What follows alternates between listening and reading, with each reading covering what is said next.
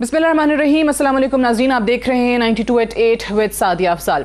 नाज़रीन, कल पाकिस्तान के सबसे बड़े शहर कराची की बारिश के बाद जो सूरत हाल हुई वो सब ने देखी। बारिश थम तो गई लेकिन आज भी वही सूरत हाल है। लोग घरों में महसूर हैं, जानी नुकसान अलग हुआ, लोग पानी में बह गए, माली नुकसान जो है लोगों का वो अपनी जगह पर मौजूद है। ये उस शहर की हम बात कर रहे हैं, उस सूबे की हम बात कर रहे हैं जहां पर 1971 से पाकिस्तान पीपल्स पार्टी रूल कर रही है। बुरी तरीके से इंतजामिया और सूबाई हुकूमत कल के दिन एक्सपोज होते दिखाई दिए। अभी भी लोगों की मुश्किलात अपनी जगह मौजूद हैं। कई घंटों से, कल सुबह से जब से बारिश हो रही है, लोगों के घरों में बिजली नहीं है। मुख्तलिफ जगहों पर मोबाइल फ़ोन सर्विस जो है वो मुअत्तल है, वो मुतासिर हो रही है। लोग सोशल मीडिया पर, इलेक्ट्रॉनिक मीडिया की आप रिपोर्ट्स देखें जहां पर ऐसे विजुअल्स आपको मिलेंगे, लोग जो है वो फरियाद कर रहे हैं कि हमारे पास खाने को कुछ नहीं है, लोगों के घरों में पानी दाखिल हो चुका है। आखिर इन सब का जिम्मेदार कौन है? हम हमेशा कराची के हवाले से जब भी बात करते हैं तो जो सियासी जमातें हैं वो एक दूसरे पर जो है वो ब्लेम गेम या मलबा जो है वो डालते हुए हमें दिखाई देते हैं। एक जमात कहेगी कि दूसरा जिम्मेदार है, दूसरा कहेगा कि तीसरा जिम्मेदार है, लेकिन हकीकत यह है कि इसमें तमाम ही लोग, तमाम ही जमातें जिम्मेदार हैं कराची की जो इस कदर बुरी हालत इस वक्त हमें नजर आ रही है। रेन इमरजेंसी हमने देखा कि डिक्लेयर की गई। कराची में आज 12 बजे बल्दियाती जो निज़ाम है उसकी मुद्दत भी पूरी हो रही है। मेयर कराची वसीम अख्तर जो हैं वो भी 4 साल के बाद क्या करते दिखाई दिए हमें? सिर्फ और सिर्फ रोते दिखाई दिए, कागजात जो है वो फेंकते दिखाई दिए। वसीम अख्तर साहब थे अपनी बेबसी का इजहार करते रहे।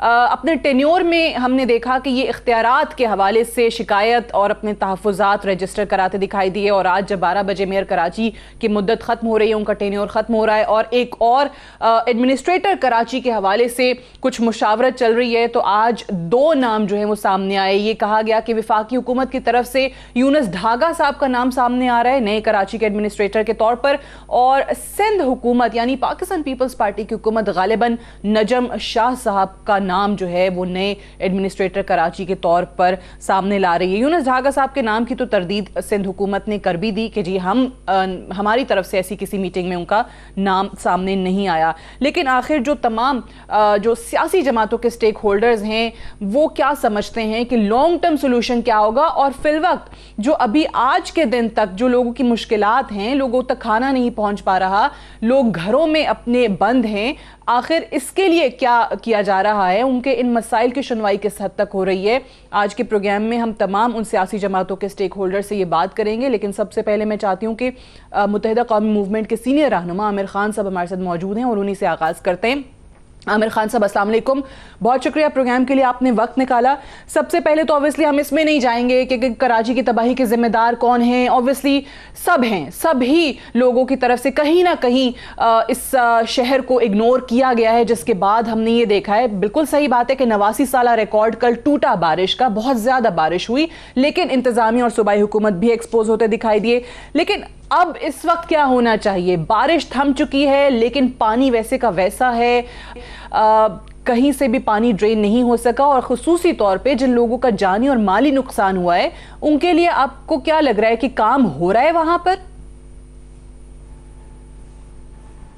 बहुत शुक्रिया सादिया, आपने इस प्रोग्राम में मुझे मौका दिया बात करने का।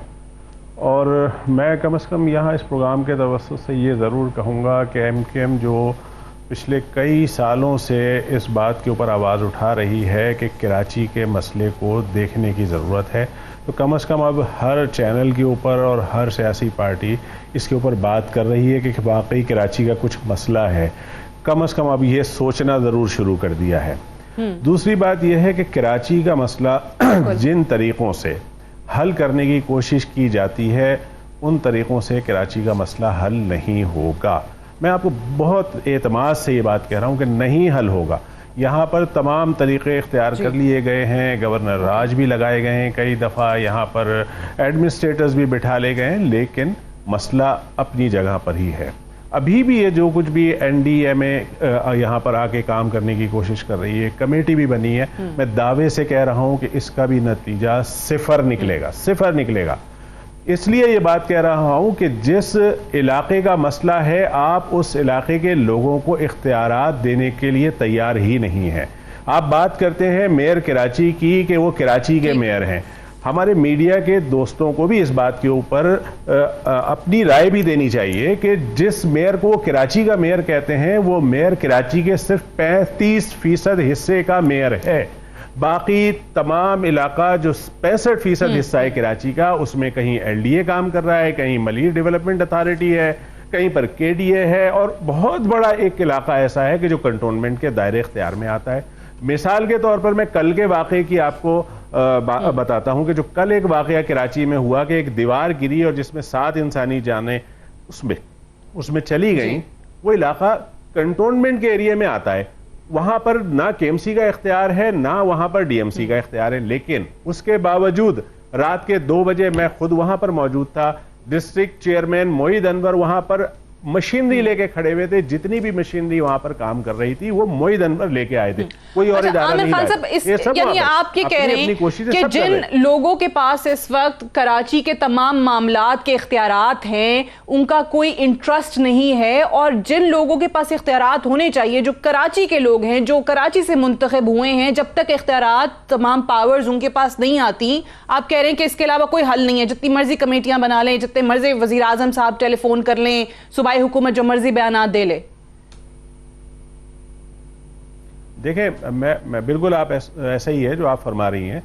जिनके पास कराची का मैंडेट है, आप उनको इख्तियार देने के तैयार नहीं है, आप उनसे मशावरत करने को तैयार नहीं है। अभी अब जो बात आप कह रही हैं कि यहाँ पर एडमिनिस्ट्रेटर्स के लिए 2 नाम आए, हमसे तो कोई मशवरा ही नहीं किया है, ना हमसे इस मौजू के ऊपर कोई बात की गई है। वफाक से यूनुस धागा साहब का, यहाँ से नजम साहब का नाम आ रहा है। वफाक यूनुस धागा का नाम दे रही है और सिंध हुकूमत की तरफ से गालिबन नजम शाह साहब का नाम आ रहा है, तो आप कह रहे हैं मुशावरत नहीं हुई। हमसे तो पूछा ही नहीं गया है कि भाई हमारे पास मैंडेट था तो हमसे भी कोई राय मशवरा कर लेना चाहिए। उनको इस बात की फिक्र ही नहीं है। लाड़काना से बैठकर आप कराची को चलाएंगे, इस्लामाबाद से बैठकर आप कराची को चलाएंगे, नहीं चलेगा। लाहौर से बैठ के लाहौर के लोग चलाते हैं लाहौर को, तो लाहौर चलता है। पिंडी में पिंडी के लोग चलाते हैं तो पिंडी चलता है। पेशावर में पेशावर के लोग चलाते हैं तो पेशावर चलता है। ये वो शहर है जो पूरे पाकिस्तान को 70% से ज्यादा कमा कर देता है। 2,500 अरब रुपए सालाना कमा कर देता है, इससे ज्यादा ही कमा कर देता है। आप जवाब में इस शहर के ऊपर 30 अरब खर्च करने को तैयार नहीं।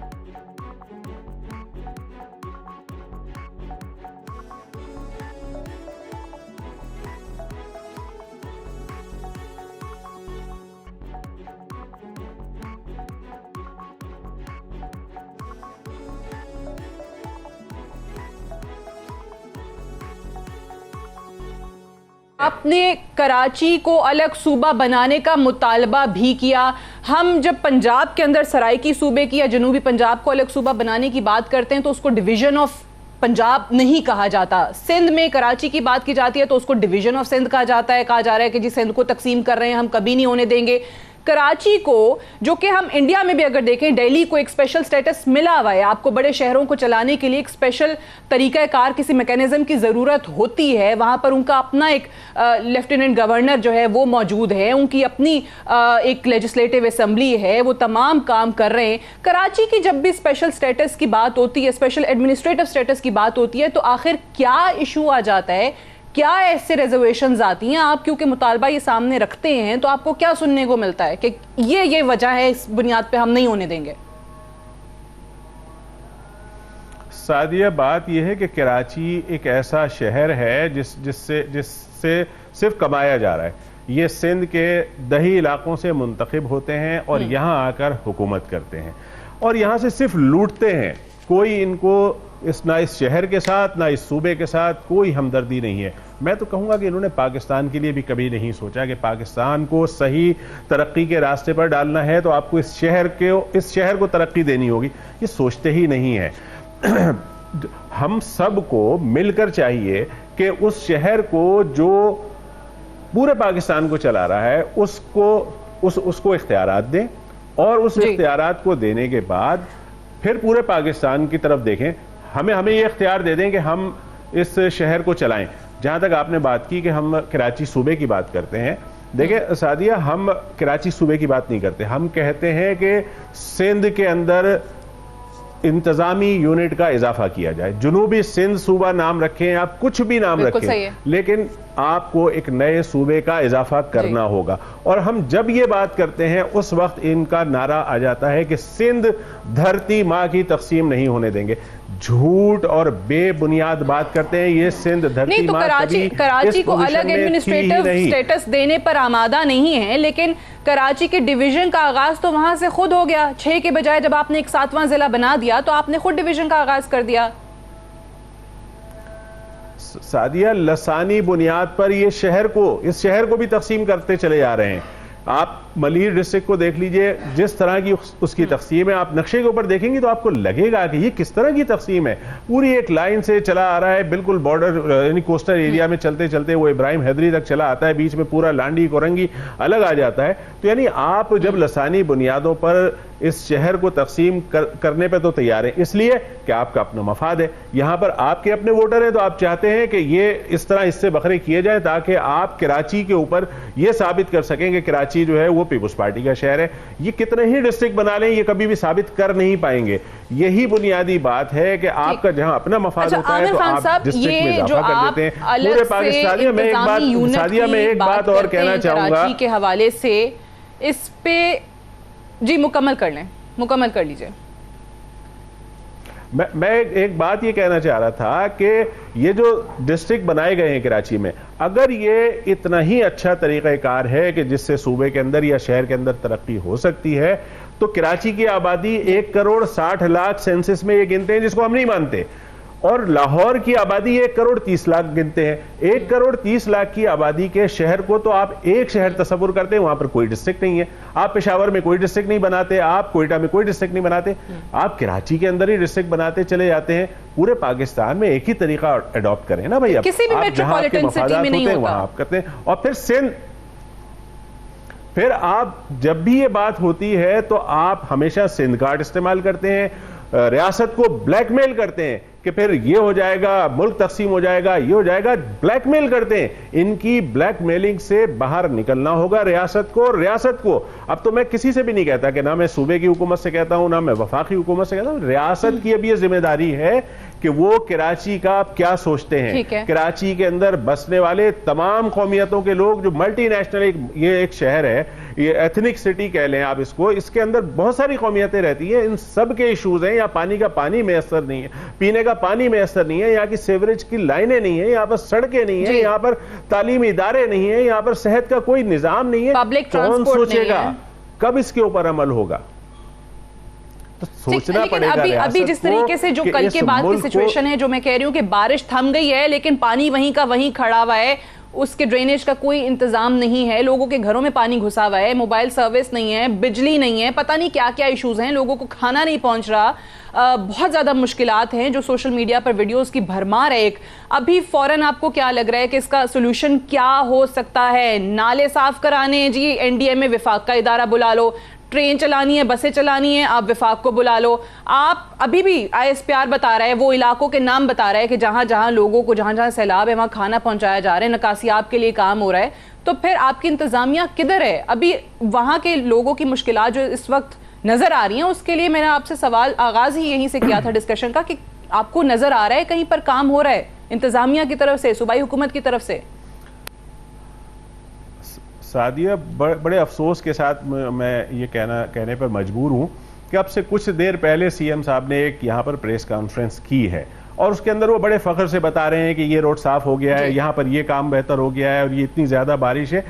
आप सिर्फ शाराए फैसल को पाकिस्तान कराची समझते हैं, या आप सिर्फ एयरपोर्ट के एरिया को पाकिस्तान कराची समझते हैं, या डिफेंस के इलाके को आप कराची समझते हैं? आप जाकर देखिए ना जरा सरजानी टाउन के इलाके के अंदर, वहां क्या सूरत हाल है। 6-6 फीट मकानों के अंदर पानी खड़ा हुआ है। पिछले 6 दिन से MKM के रजाकार वहां पर रात में, दोपहर में हजारों की तादाद में खाने के पैकेट बना के पहुंचा रहे हैं। रात को मूसा कॉलोनी के जो ब्रिज है, वहां वो जो गुजर नाला है, वहां पर 10-10 फीट पानी खड़ा हुआ था घरों के अंदर। लोग छतों के ऊपर चढ़कर वहां से निकलने के लिए, उनके पास कोई जगह नहीं थी। ये फौज के ही जवान जो आ रहे थे या उनके पास जो कश्तियां थी उसके जरिए निकालने की कोशिश की जा रही है। तो ये तरह जाएं, औरंगी टाउन देखें, बल्दिया टाउन देखें, कोरंगी देखें, लियाकताबाद देखें, इवन फेडरल भी एरिया देख लें कि गलियों के अंदर इस वक्त भी 2-2, 3-3 फीट पानी खड़ा हुआ है। लोगों के घरों में फेडरल भी एरिया जैसे इलाका जो कराची का बहुत अच्छा इलाका तस्वुर किया जाता था, घरों में कल की बात है फेडरल मिनिस्टर अमीनुल हक साहब के घर में 2-2 फीट पानी खड़ा हुआ था। ये पता नहीं किस कराची की बात करते हैं, बैठ के प्रेस कॉन्फ्रेंस करके कहते हैं कि ये बेहतर हो गया है, हमने ये इंतजाम कर दिया। किसी एक इलाके के अंदर ना खाना पहुंचाया है, ना किसी को निकालने की कोई कोशिश की गई है। टोटल झूठ बोलते हैं बैठ के। अगर कोई इस शहर के अंदर मदद कर रहा है तो एनजीओज कर रही हैं, एमकेएम के रजाकार इसमें कोशिशें कर रहे हैं। अच्छा, बिल्कुल सही। एनजीओ जो हैं वो फलाही इदारे जो हैं वो काम करते दिखाई दे रहे हैं। आपका मानना यह है कि इस वक्त अब कराची के हवाले से रियासत को कुछ सोचना पड़ेगा, किसी सूबाई हुकूमत या किसी विफाकी हुकूमत को नहीं, स्टेट हैज़ टू डिसाइड कि क्या फ्यूचर होना चाहिए कराची का, और रियासत को इस वक्त पड़ेगा इन तमाम मामलात में। आमिर खान साहब बहुत बहुत शुक्रिया, हमसे बात कर रहे थे। मैं चाहती हूँ कि आज जो मेयर साहब की मुद्दत ख़त्म हो रही है, उन 4 साल के बाद वो जो क्लिप हमने दिखाया था, एक बार फिर से आपको दिखाएं कि ये वो बेबसी है। आप जब इख्तियारात पर होते हैं, कुर्सी पर होते हैं, और अगर आप नहीं डिलीवर कर पा रहे होते, आपको तहफ़्फ़ुज़ात होते हैं, तो तब आप कुर्सी छोड़ने को तैयार नहीं होते। लेकिन जब आपका टाइम ख़त्म होने वाला होता है, टेन्योर ख़त्म होने वाला होता है, अब बल्दियाती निज़ाम जो है कराची का अपनी मुद्दत मुकम्मल कर चुका। आज 12 बजे मेयर साहब वसीम अख्तर साहब मेयर नहीं रहेंगे, लेकिन वो कागज़ फेंकते हुए और रोते हुए दिखाई दिए।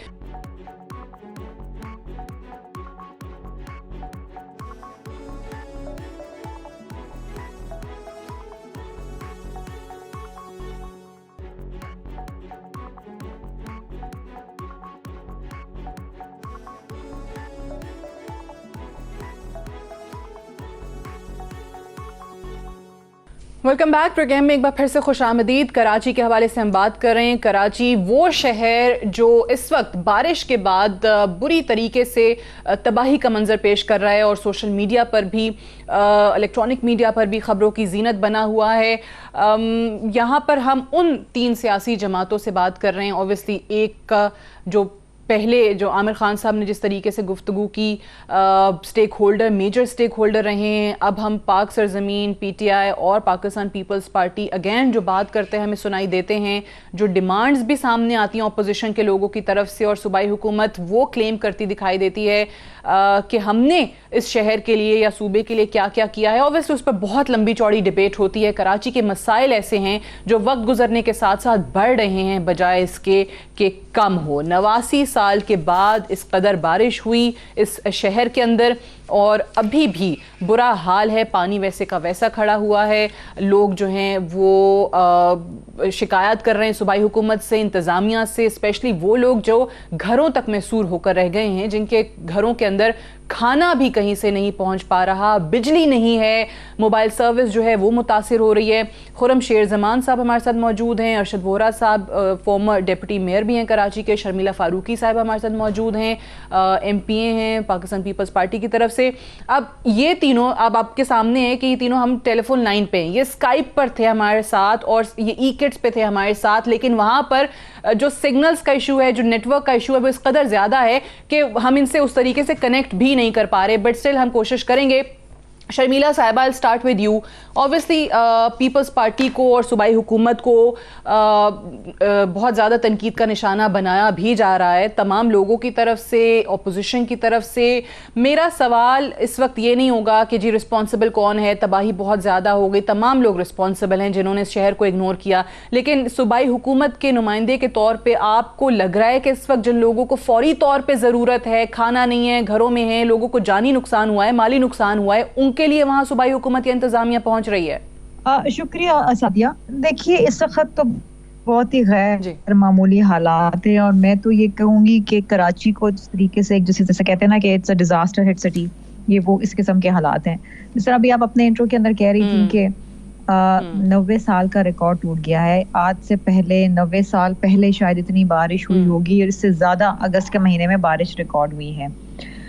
इस किस्म की बारिश के लिए तो डेफिनेटली कराची का इंफ्रास्ट्रक्चर बिल्कुल भी तैयार नहीं था। अब इशू ये है कि ऐसे गैर मामूली हालात के अंदर और गैर मामूली बारिश के अंदर इंतज़ामिया, प्रोविंशियल गवर्नमेंट, फेडरल गवर्नमेंट, जाहिर बात है रेंजर्स जो कराची के अंदर मौजूद हैं, जितने भी रिसोर्सेज अवेलेबल थे सबको बरोए कार लाया गया है। मलिर नदी में शगाफ पड़ गया था, उसको प्लग इन कर दिया गया है। अब उन इलाकों के अंदर जो पानी आ रहा था वो रुक गया है। लेकिन इसके अलावा और भी जो मुख्तलिफ इलाके हैं जहाँ पर DMCs भी काम कर रहे हैं, पब्लिक रिप्रेजेंटेटिव्स भी काम कर रहे हैं, लोग अपनी मदद आप भी कर रहे हैं, क्योंकि पानी इतना है कि एक जगह से दूसरी जगह पहुँचना मुश्किल है। मतलब मैं ये देख रही थी कि वो जो बड़े बड़े कंटेनर्स लगाए गए थे 9 और 10 मुहर्रम के हवाले से, वो भी पानी में तैरे थे, इस हद तक पानी था। और वो भी बहना शुरू हो गए। के अंदर रहती हूँ, यहाँ पर मैं कल सुबह से यहाँ लाइट नहीं है, कुछ देर तक तो जनरेटर चलता रहा, फिर डीजल खत्म हो गया और फिर डीजल भी अवेलेबल नहीं था क्योंकि यहाँ पेट्रोल पंप बंद हो गए। ठीक है, अच्छा मैं इस पे आती हूँ कि मजीद क्या करना है, लेकिन ये अरशद वोहरा साहब को भी मैं जरा पहले शामिल गुफ्तगू कर लूँ। डिप्टी मेयर रहे हैं कराची के, और ये जिस अंदाज में हम देखते हैं अरशद वोहरा साहब की ब्लेम गेम जो है मुसलसल चल रहा है, बड़े अरसे से चल रहा है। कराची में बारिश हो जाए, बिजली का इशू हो, पब्लिक ट्रांसपोर्ट नहीं है, सड़कें टूटी फूटी हैं, तजावुजात का भी शर्मिला फारूकी साहिबा ने जिक्र किया। इसमें ऑब्वियसली मेयर जो था कराची के वो कहते थे कि जी सूबाई हुकूमत का मसला है, विफाक का मसला है, फंड्स नहीं मिलते। सूबाई हुकूमत भी विफाक की तरफ बात करती थी, नालों का मसला हो जाए, NDM में आ रहा है, अभी आज फौज जो है वो निकासियाब में लगी हुई है, बहुत सारी चीजें इस तरीके की। लेकिन क्या सोल्यूशन क्या है इसका, लॉन्ग टर्म सोल्यूशन क्या है कराची का? हर थोड़ी बारिश के बाद, हर थोड़े मसले के बाद यही चीजें जो हैं वो देख रहे होते हैं, और कल तो ऑब्वियसली इंतहाई हो गई क्योंकि इतनी बारिश हुई नहीं कभी 89 सालों में कराची में। Thank you once again. Sorry कि ये जैसा भी शर्मी ने मुझे बताया कि इशू जो है तो ये फोन पे जो है वो ऑप्टिक फाइबर का भी इशू है, ना फोन कनेक्शन है, सब बेहाल है सब। जी बिल्कुल। देखिए पिछले मेरे ख्याल से कोई एक हफ्ते से जो है तमाम TV चैनल जो है इंक्लूडिंग योर्स वो डिस्कस कर रहा है, इस पे डिबेट हो रही है किसने क्या डिलीवर किया, किसने क्या डिलीवर नहीं किया, ठीक है ना। अब मैं ये समझता हूँ कि सबको पता है, सबने इसको देख लिया कि यहाँ पे सिंध हुकूमत भी रही 4 साल, जो है वो मुत्तहिदा कौमी मूवमेंट की बल्दियाती हुकूमत भी रही, और जो है कोई भी कुछ डिलीवर नहीं कर सकता। अगर आप पानी का इशू ले लें, इंफ्रास्ट्रक्चर का ले लें, ट्रांसपोर्ट का ले लें, नालों का ले लें, एनक्रोचमेंट का ले लें, कच्ची आबादियों का ले लें, तो ये सारे इश्यूज को अब हमें जो है, मैं ये समझता हूँ कि इससे मजीद डिबेट करने के बजाय आपने बड़ी अच्छी बात की कि what is the solution to it. अब अगर वफाक इसमें बहुत इंटरेस्टेड है, और मैं ये समझता हूँ कि ये वक्त है इस वक्त के तमाम रियासती इदारों को, बिलखुसूस जो है चीफ जस्टिस साहब को भी, पाकिस्तान आर्मी को भी, एक चीज अब अगर कराची की फिक्र है और कराची के लिए कुछ करना है तो सबसे पहले तो प्लान आउट ये करना होगा कि जिस चीज को ठीक करने जा रहे हैं उसकी पॉपुलेशन क्या है। चीफ जस्टिस साहब 3.5 करोड़ की पॉपुलेशन कहते हैं, और पीपल्स पार्टी के CM जो है वो 1 करोड़ 60 लाख की पॉपुलेशन कहते हैं। सईद गनी आप कह रहे सेंसस दोबारा कराएं? बिल्कुल, सेंसस जो है इमरजेंसी की बुनियादों पर दोबारा होना चाहिए, ठीक होना चाहिए। जब अफराद की गिनती सही होगी तो फिर आप प्लान आउट कर सकेंगे कि क्या प्लान करना है, और शॉर्ट टर्म लॉन्ग टर्म दोनों प्लान लेने होंगे। अभी शर्मिला ने जिस तरह कहा कि आपका क्लाइमेट चेंज का इशू है, क्लाइमेट चेंज का इशू आज से नहीं है, क्लाइमेट चेंज का इशू जो है वो 20 साल हो गए। आपने C40 कराची ने C40 क्लाइमेट चेंज पे बिल क्लिंटन की जो ऑर्गेनाइजेशन थी C40, उसके सिग्नेटरी हैं आप। उसमें जो है मैं इस पर ज्यादा डिटेल में नहीं जाऊंगा, लेकिन सिर्फ 1 मिनट में आपको ब्रीफ कर दूंगा कि जब मैं वहां पे गया था, उस कॉन्फ्रेंस में गया था ब्लूमबर्ग साहब के साथ, मैंने $100,000 का, उन्होंने हमें कहा कि हम आपके लोगों को ट्रेन करेंगे। यहाँ मैंने KMC में आके एनवायरमेंटल इंजीनियर हायर नहीं किए, बल्कि उनकी टीम बना दी कि इनको ट्रेनिंग पे भेजेंगे क्योंकि ये बेहतर समझ सकते हैं। वहाँ वसीम अख्तर साहब ने जो है कौमी मूवमेंट के जो मीडिया सेल के लोग हैं उनको घूमने फिरने के लिए भेज दिया और वो घूम फिर कर आ गए। अगर हमारा यही एटीट्यूड रहेगा तो फिर तो ये शहर कभी भी तरक्की नहीं कर सकता। तो बेहतर यही है कि देखें हमें अब इन चीजों पर तवज्जो देनी है। तो जो मैंने आपको कहा, हमें कराची की कच्ची आबादियों को ट्रांसफॉर्म करना होगा इनटू हाई राइजेस। हमें कराची के कचरे को सही तरीके से ठिकाने लगाना होगा। अगर 12,000 टन की जनरेशन है तो 12,000 टन जो है रोजाना की बुनियाद पर उठना चाहिए। जो हमारी लैंड फिल साइट हैं उनका क्या मैकेनिज्म होगा, वहाँ आइदर हमने उसको बर्न आउट करना है या हमने उसको एनर्जी में कन्वर्ट करना है, ये सारे यानी ऑब्वियसली ठीक है, कराची को अलग सूबा बनाने का मुतालबा या कराची को अलग एक इंतजामी यूनिट बनाने का मुतालबा MQM कर रही है, और वो ये कहते हैं कि जी इस पे हमारे साथ तमाम जमातें बैठें, बात करें, क्योंकि यही शायद हल होगा कराची जैसे बड़े शहर के तमाम मसाइल का। देखिए सादिया, कराची का तो अलग सूबा बनाने की ख्वाहिश तो MQM के शुरू दिन से है, क्योंकि वो शुरू दिन से कराची पे अपनी ईजादारी जमाना चाहते हैं और एक पोर्ट सिटी है, 70% रेवेन्यू देता है, और जाहिर बात है मतलब वो हर किसी की ख्वाहिश होती है। तो ख्वाहिशात के ऊपर सूबे नहीं बनाए जाते हैं। आप सूबे बनाने का आइन के अंदर एक बाकायदा प्रोसेस है। उस सूबे की असेंबली से अगर कोई मुत्तफ़िका तौर पे करारदाद पास हो तो उसके आगे फिर प्रोसेस चलता है।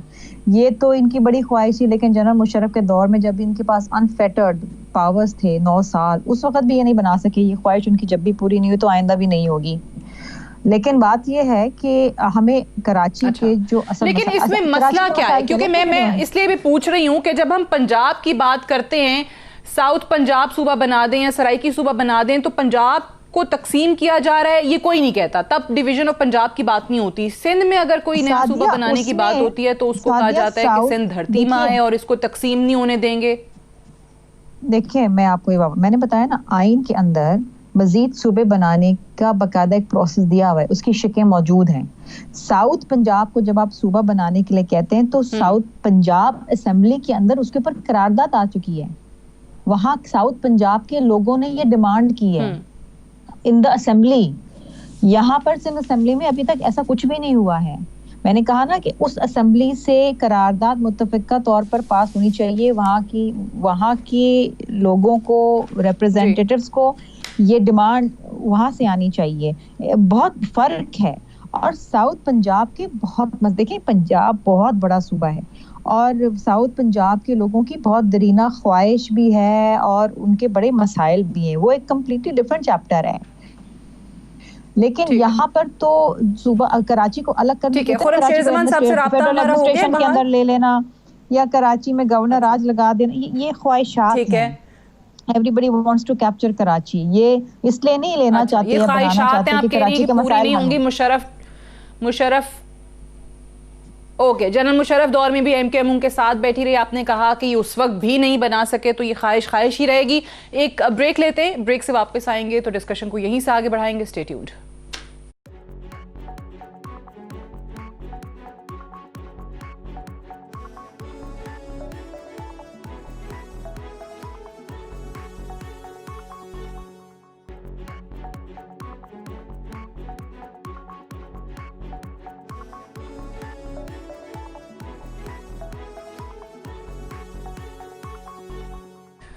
Welcome back. प्रोग्राम में एक बार फिर से खुशामदीद। कराची के हवाले से हम बात करें और कल की बारिश के बाद जो हालात हैं, जो तबाही है, वो यकीनी तौर पे एक डिज़ास्टर का मंजर जो है वो पेश किया जा रहा है। पूरे शहर के हवाले से ये बात होती है, जब भी कोई ना कोई वहाँ पर मसला हो तो हर कोई ये कहता है कि कराची के हवाले से बहुत संजीदगी के साथ अब सबको मिल बैठ कर सोचना पड़ेगा, तमाम स्टेक होल्डर्स को ऑन बोर्ड लेना पड़ेगा। लेकिन हर उस इंसिडेंट के बाद अगले इंसिडेंट तक दरमियान में कुछ भी नहीं होता। अभी मैं अरशद वोरा साहब से भी और सबसे यही पूछ रही थी कि लॉन्ग टर्म सोल्यूशन क्या है। अरशद वोरा साहब, ये जो दो चीज़ें बहुत ज़्यादा जिसके हवाले से मुतालबा आ रहा है कि जी नया सूबा बना दिया जाए। शर्मिला साहिबा ने कहा कि जी पंजाब की मिसाल इसलिए फ़र्क है कि वहाँ पे करारदाद आई, जो इलेक्टेड रिप्रेजेंटेटिव्स हैं उनकी तरफ से करारदाद आई। सिंध में ऐसी नहीं है और MQM का ये मुतालबा उन्होंने कहा कि कभी पूरा नहीं होगा। दूसरा, अभी PTI के कुछ लोगों की तरफ से गवर्नर राज की बात की जा रही है। सो आपको लगता है कि इन दोनों में से कोई एक चीज, कोई एक ऑप्शन जो है वो सोल्यूशन हो सकता है? नहीं, मैं नहीं समझता कि दोनों में से कोई भी एक सोल्यूशन होगा। बिकॉज देखें, ठीक है सिंध सूबा है, सिंध हमारा सूबा है और जो है उसमें definitely there is a division of Sindh urban and rural. लेकिन इसका ये मतलब नहीं कि एक अलग सूबे की डिमांड कर दी जाए। लेकिन उसके साथ साथ मैं ये जरूर कहना चाहूंगा कि जहाँ सिंध को नहीं अलग होना चाहिए, उसी तरह कराची को भी टुकड़ों में नहीं तकसीम होना चाहिए। कराची को जिस तरीके से जो है 7वां जिला जो बना दिया, तो ये भी फिर नॉट एक्सेप्टेबल नहीं है। उसकी वजह ये है कि आपको अगर कराची में एडमिनिस्ट्रेटिवली कंट्रोल करना है तो फिर आपको कराची के जो 18 टाउन थे उस सिस्टम को दोबारा लाना होगा। वो that was very easily manageable. Article 140A को उसकी ट्रू स्पिरिट में जो है निचली सतह तक लेकर आना होगा। आपको तमाम चीजों को जब तक आप इम्प्लीमेंट नहीं करेंगे in with the true spirit, then I don't think कि कोई भी चीज हम करने के काबिल होंगे। हम चाहे सूबे बना लें, चाहे हम और कुछ भी बना लें, लेकिन हम उस वक्त तक कामयाब नहीं होंगे। और फिर दूसरे सबसे बड़ी इम्पोर्टेंट चीज जो है वो ये है कि अब आवाम को भी चाहिए कि समझें कि उनको उस क़यादत को चुनना है जिसके पास किरदार हो, जिनका माजी बेदाग हो, जिन लोगों ने जो कि एक सक्सेस स्टोरी रह चुकी हो। देखिए, मैं मुस्तफा कमाल की डेफिनेटली बात कर रहा हूँ। Mustafa Kamal has been the success story. और जो मैंने अभी क्लाइमेट चेंज की बात की, ही वाज द ओरिजिनेटर। उन्होंने he was the first signatory over there. तो ये चीजें जो है ना, ये आप फोर्स ही कर रहे होते हैं कि आप इस शहर को कहाँ लेके जाना है, इस शहर की ट्रांसपोर्ट के निजाम को कहाँ लेके जाना है, इस शहर के कचरे के निजाम को कहाँ लेके जाना है। जहाँ हम नालों की बात कर रहे हैं, देखें नाले अभी जिस तरीके से ये नालों की क्लीनिंग हो रही है, that is not the solution. ये फिर एक डिजास्टर होगा। नाले को हमेशा जब भी प्रॉपर्ली करना है तो उसकी टेल एंड से शुरू किया जाता है, जहाँ पे उसने अपने पानी को डिस्चार्ज करना है वहां से शुरू किया जाता है। क्योंकि वहां पे अगर स्लोप नहीं बना तो फिर ये बैक फ्लडिंग होगी। तो ये सारी चीजें हैं। और सबसे बड़ा इशू मैंने फिर आपको कहा कि इस पर विद ऑल ड्यू रिस्पेक्ट, लेकिन आप नहीं चाहिए, लेकिन कराची की पॉपुलेशन को करना होगा। कराची में इंटरसिटी इमिग्रेशन को किसी न किसी तरह रोकना होगा, क्योंकि कराची अब ओवर फ्लडेड हो चुका है। और कराची को जो मैंने आपसे पहले अर्ज की थी, ओवर फ्लडेड हो गया। ठीक है, ये भी देखना होगा। कराची को जो है सेंसस करवाया जाए। और आपने जिस तरह कहा कि कराची के अवाम को भी अब ये सही जो अहल क़यादत है उनको मुंतखब करना होगा। अब हलीम आदिल शेख साहब हमारे साथ मौजूद हैं, पीटीआई का मौक़िफ़ जान लेते हैं, क्योंकि इस वक्त कराची में आप लोगों को मुंतखब किया गया। 14 सीटें जो हैं वो नेशनल असम्बली की, 20+ सीटें जो हैं वो सूबाई असम्बली की। लेकिन आप लोग भी कहते हैं कि जी हम कुछ नहीं कर सकते क्योंकि सूबाई हुकूमत हमारी नहीं है, वो तो पीपल्स पार्टी के पास है। तो आपको क्या लगता है कि जो कराची के मुंतखब लोग हैं, जो मैंडेट वहाँ से जिन्होंने हासिल किया है, चाहे कोई भी हो, पीटीआई हो, पीपल्स पार्टी हो, पीएसपी हो, एमकेएम हो, कोई भी जमात हो, कि उनके हाथ में तमाम चीज़ें, तमाम इख्तियारात, तमाम इंतज़ामिया आएगी तो ही कराची ठीक होगा? देखिए, हमारी बड़ी वाज़ेह सी बात है कि हमारे 14 MNAs हैं, 22 MPAs हैं। तो इसका मतलब है कि हम तो मुतासरीन हैं इस वक्त कराची के। हमारे लोग डूबे हैं, हमारे हल्के डूबे हैं और उनको डुबोया गया है। अभी मैं एक चीज आधे घंटे पहले एक हुई है, मैं आपके यहाँ शेयर कर देता हूँ आपसे कि कराची क्यों तबाह हुआ। एक सोच ने तबाह किया उसको जी। अभी आप सबने देखा कि कराची आधा शहर तकरीबन डूबा और मुतासिर हुआ, जिसमें से 30-35% तो शदीद तबाह बर्बाद हुआ। लेकिन अभी एक नोटिफिकेशन से गवर्नमेंट ने निकाला है कि 2 सब डिविजन को आफतज़दा करार दिया है जिला मलीर की, जहां उनके नुमाइंदे पीपल्स पार्टी के MPA और MNA जहां है, वहां एक PS80 मतलब उसका एक इब्राहिम हैदरी और एक मेमन कोट, मतलब उन्हें यूसुफ गो टूटता हुआ नजर नहीं आया, सुरजानी नजर नहीं आया, सेंट्रल नजर नहीं आया, नॉर्थ कराची नजर नहीं आया, सुराब गोट नजर नहीं आया। पूरा कराची जो उसके अलावा डूबा उन्हें नजर नहीं आया, कोरंगी नजर नहीं आया, सिर्फ नजर आया। तो ये सोच जो पीपल्स पार्टी की मुतासिबाना सोच, उसने कराची को इस तहाने पे पहुंचा दिया। शर्मिला साहिबा, ऑब्वियसली एक कमेटी बनी जिसमें कहा गया कि जी जितने स्टेक होल्डर्स हैं, 3 जमातें, MQM, PTI, पीपल्स पार्टी, वो मिल बैठेंगे और कराची के मसाइल का सोल्यूशन जो है वो तलाश करेंगे। अब एक और नाम चल रहा है, ऑब्वियसली मेयर के बाद एडमिनिस्ट्रेटर कराची के हवाले से वफाक ने यूनुस ढागा का कहीं नाम दिया है। ऑब्वियसली कामरान खान साहब ने स्टोरी ब्रेक की, उस पर आप लोगों ने डिनाई भी किया कि उनका नाम कहीं हमारी किसी मीटिंग में नहीं आया। फिर पीपल्स पार्टी के हवाले से कहा जा रहा है कि नजम शाह साहब को एडमिनिस्ट्रेटर कराची बनाने में जो है वो आप लोग शायद इंटरेस्टेड हैं। सो इस हवाले से कुछ बता पाएंगी कि किसके नाम पर गौर किया जा रहा है, कौन कौन से ऐसे नाम हैं? देखिए, ये तो सिंध काबीना का इस्तेकाक है कि वो किसको एडमिनिस्ट्रेटर लगाते हैं, लेकिन अब इसके ऊपर झगड़ा नहीं होना चाहिए। कराची के मसाइल, जिस तरह मैंने आपको बताया ना कि कराची के मसाइल क्या है। पहला मसला कराची का ये है कि कराची में मेजर इंफ्रास्ट्रक्चर रीवैम्पिंग की जरूरत है।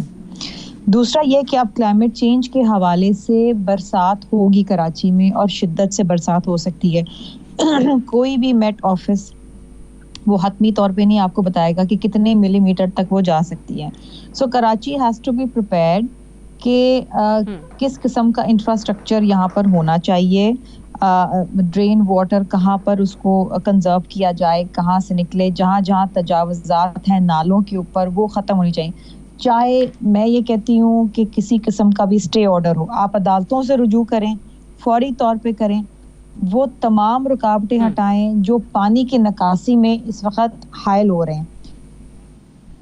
दूसरी चीज़ ये है कराची के ऊपर सियासत करना छोड़ दें। कराची मेरा तुम्हारा, जिस तरीके से हलीम भाई ने बात की ना कि जी वो इलाका आफत ज़दा करार दे देगा जहाँ पर पीपल्स पार्टी के MP और MNAs हैं, और इसमें भी सियासी गलत बात है।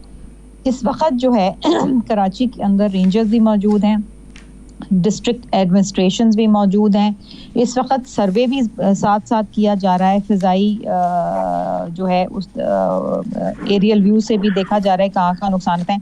जहाँ जहाँ पर प्रॉपर आइडेंटिफिकेशन हो रही है वहाँ पर उसको डिक्लेयर, मैं तो कह रही पूरा कराची को आप ज्यादा डिक्लेयर कर रहे हैं। तो ये मैं आप कह रहे हैं कि वो इसमें कोई ताकत नहीं है, जो उन्होंने कहा कि जी आधे घंटे पहले की डेवलपमेंट है। यहाँ पर जो तबाही है ना, मैं आपको क्या बताऊं कि मेरा ख्याल है कि औरंगी टाउन के लोग शायद बेहतर इस वक्त कंडीशन में जो हम DHA वाले इस वक्त रो रहे हैं। तीसरी चीज, अहम चीज ये है कि बहुत बुरा हाल है जी, उसकी वीडियो देखिए इस वक्त मैं आपको बताऊं आज सुबह से तो फोन ही काम नहीं कर रहे। मतलब फोन ना काम करने का क्या ताल्लुक है भाई, मतलब फोन क्यों नहीं काम कर रहे कि हम किसी को फोन करके मदद के लिए भी नहीं बुला सकते, या हम किसी से राब्ता भी नहीं कर सकते। यहाँ पेट्रोल पंप्स, कल रात 9 बजे यहाँ पेट्रोल पंप्स बंद हो गए थे कि अगर जनरेटर में डीजल खत्म हो गया तो हम डीजल भी नहीं ला सकते, घर से बाहर नहीं निकल सकते थे भाई। यहाँ कोई पूछने वाला नहीं है हमको। वहां पर ईस्ट के अंदर मेरे वालिद साहब का घर है, कम से कम वहां पर DMC ईस्ट को फोन करो तो वो वहां पर रिस्पॉन्ड तो करते हैं, पहुंचते तो हैं, डी वाटरिंग पंप तो लगा देते हैं। यहाँ हम किसको बोलें? मसला ये है कि यहाँ इस इलाके में इसका काम है, उस इलाके में किसी और इंस्टीट्यूशन का काम है, तीसरे इलाके में किसी और की जिम्मेदारी है। फिर एक जिम्मेदार, ठीक है, वन विंडो ऑपरेशन हो कि आपको पता हो कि जी बरसात होनी है तो ये, और अब के इलेक्ट्रिक का हाल आप देख लें, उन्होंने प्रिवेंटिव लोड शेडिंग कर दी है, फीडर बंद कर दिए अपने। उन्होंने कहा पिछली दफा ये हुआ था कि बारिशों में जब अमवात हुई थी करंट लगने से तो CEO के ऊपर FIR कट गई थी। इस दफा उन्होंने कहा कि जी ये काम ही छोड़ो, बंद ही कर दो फीडर, सारे जान ही छुड़ा लो। वो कल सुबह से फीडर बंद है, अब बिजली नहीं है, पंपिंग स्टेशन बंद है, पानी नहीं हो रहा, कोई निकासी नहीं हो सकती, रीवाटरिंग पंप्स नहीं चल सकते। देखा है ना, ये तो अब इलेक्ट्रिक के हवाले से भी ऑब्वियसली विफाक, ठीक है, विफाक के भी तकरीबन 26% वहाँ पे शेयर्स हैं, और वहाँ विफाक से भी ऑब्वियसली बहुत सारे लोग ये गिला करते हैं कि आपको कुछ ना कुछ करना पड़ेगा, कि इलेक्ट्रिक की मोनोपोली जो है उसको भी ब्रेक करना पड़ेगा आपको। मैं अरशद वोहरा साहब जरा इस पे मैं आपसे जानना चाहूंगी, चलें जो भी अभी नाम फ्लोट हो रहे हैं एडमिनिस्ट्रेटर के लिए, बट ये किस कदर या किस तरीके से मुख्तलिफ होगा मेयर से, या अगर फिर एडमिनिस्ट्रेटर कोई भी बना दें, आप मेयर नाम रख लें, एडमिनिस्ट्रेटर बना दें, कुछ भी कह दें उसको, लेकिन अगर वहीं पर इख्तियारात नहीं होंगे, फिर वही बाद में चीज़ फंड्स के मसाइल और दीगर मसाइल, तो फिर किस तरीके से एडमिनिस्ट्रेटर कराची काम कर पाएगा? और अभी जो नाम सामने आए ज़रा अगर उस पर कॉमेंट करना चाहें आप। देखिए मैं नामों पे तो कमेंट नहीं करूंगा, लेकिन बड़ा क्लियर है कि देखिए 2010 में जब बल्दियाती हुकूमत खत्म हुई, उसके बाद जब बल्दियाती इंतखाबात करवाए गए हैं वो 2015 में हुए हैं, वो भी सुप्रीम कोर्ट के ऑर्डर पे जी। और उसके बाद बल्दियाती लोगों को जो है बिल्कुल सही बैठने के लिए दिया गया, वो भी फिर सुप्रीम कोर्ट के ऑर्डर पे दोबारा उनको जो है उनको अपने अपने दफ्तरों में बैठने का हुक्म मिला। लेकिन अपार्ट फ्रॉम दैट ये जो ना एडमिनिस्ट्रेटिव सिस्टम जो है ये पीपल्स पार्टी को सूट करता है, क्योंकि इसमें फिर जो है ये अपनी मनमानी करते हैं। जिस तरीके से पहले शहर में बर्बादी हुई है, ये शहर की बर्बादी की एक और निशानी है। Administrative system one man show again जो है, जो कि डायरेक्टली रिस्पॉन्सिबल होगा चीफ मिनिस्टर को, और हमने देख लिया कि पीपल्स पार्टी जो है उसने कराची में अभी जितनी ये बातें की हैं शर्मिला, मैं ये समझता हूँ कि chief minister of Sindh is directly responsible.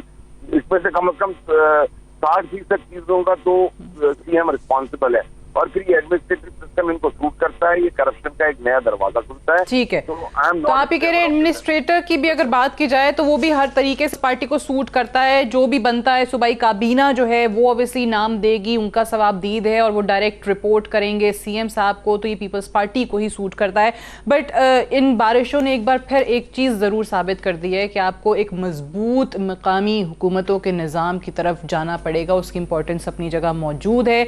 Programme का वक्त खत्म हो गया। शमीला फारूकी साहबा, हलीमा आदिल शेख साहब, अरशद वोहरा साहब, आप तीनों का बेहद शुक्रिया अपना मौक़िफ़ देने के लिए। I'll see you tomorrow इंशाल्लाह। इजाज़त दीजिए, खुदा हाफिज़।